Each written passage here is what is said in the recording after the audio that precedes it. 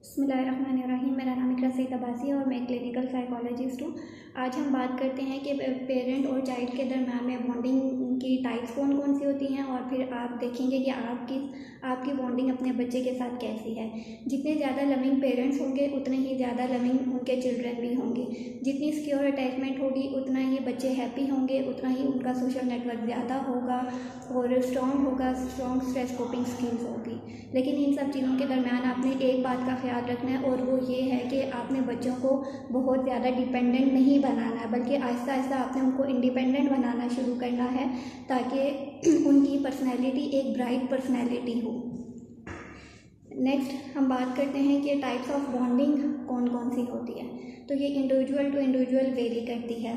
First relationship हमारा secure relationship होता है जिसमें बच्चा और पेरेंट्स दोनों एक हेल्दी रिलेशनशिप के साथ लाइफ स्पेंड कर रहे होते हैं और एज अ रिजल्ट जब सिक्योर रिलेशनशिप होगा तो बच्चे मेंटली स्ट्रॉन्ग होंगे, फिज़िकली स्ट्रॉन्ग होंगे, इमोशनल नहीं होंगे बहुत ज़्यादा, सोशल नेटवर्किंग अच्छे से कर सकेंगे, फ्रेंड्स अच्छे से बना सकेंगे और सोसाइटी में बहुत अच्छे से सर्वाइव कर सकेंगे।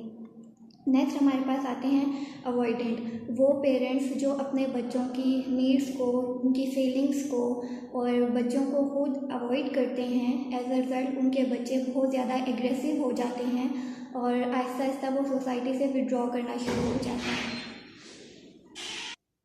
नेक्स्ट हमारे पास वो पेरेंटिंग स्टाइल आता है जिसको एम्बिवेलेंट कहा जाता है। उसमें क्या होता है कि समटाइम्स बच्चे की नीड्स पेरेंट्स पूरी करते हैं और समटाइम्स वो बच्चे को इग्नोर करते हैं, तो एज अ रिजल्ट उनके बच्चे बहुत ज़्यादा ओवर इमोशनल हो जाते हैं। नेक्स्ट हमारे पास जो रिलेशनशिप आता है वो अनऑर्गेनाइज्ड रिलेशनशिप होता है। उसमें बच्चे और पेरेंट के दरम्यान में इतना ज़्यादा गैप आ चुका होता है कि जो बच्चा है वो पेरेंट को से कुछ भी एक्सपेक्ट नहीं करता। वो ये एक्सपेक्ट नहीं करता है कि पेरेंट्स उसकी नीड्स को फुलफ़िल करेंगे और एज अ रिजल्ट फिर क्या होता है कि जब बच्चा कुछ भी एक्सपेक्ट नहीं करता तो वो मीनिंगलेस एक्टिविटीज़ में इन्वॉल्व हो जाता है, अनयूजुअल एक्टिविटीज़ में इन्वॉल्व हो जाता है, खुद को नेगेटिव चीज़ों में इन्वॉल्व कर लेता है और वो या तो बहुत तेज़ बोलना शुरू कर देता है और इतना तेज़ बोलना शुरू कर देता है कि उसको अंडरस्टैंड करना बहुत ज़्यादा मुश्किल हो जाता है। तो फर्स्ट हमारे पास था सिक्योर रिलेशनशिप, सेकंड पे हमने बात की अवॉइडेंट रिलेशनशिप, थर्ड पे हमने बात की एम्बिवेलेंट रिलेशनशिप्स की बात की और फोर्थ में हमने अनऑर्गेनाइज्ड रिलेशनशिप्स की बात की। तो अब आपने फाइंड करना है, सर्च आउट करना है कि आप लोग किस तरह का बॉन्ड है आपके और आपके बच्चे के दरमियान।